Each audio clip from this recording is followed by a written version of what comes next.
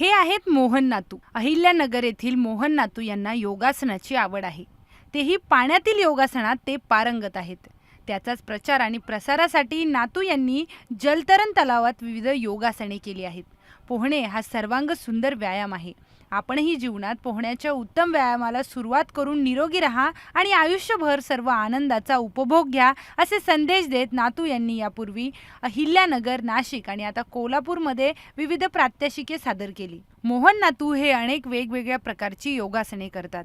त्यात प्रामुख्याने वक्षविस्तारासन, वक्षविस्तार अर्धपद्यासन, वक्षविस्तार अर्धपद्यासन, शयनस्थितीत धनुरासन, जानुसंचालन दक्षिणपद, जानुसंचालन वामपद, वज्रासनात ज्ञानमुद्रा, सूक्ष्म वज्रासन, पूर्ण वज्रासन, पद्यासन, ताडासन इत्यादी अनेक प्रकारचे योगासनं ते पाण्यात करतात.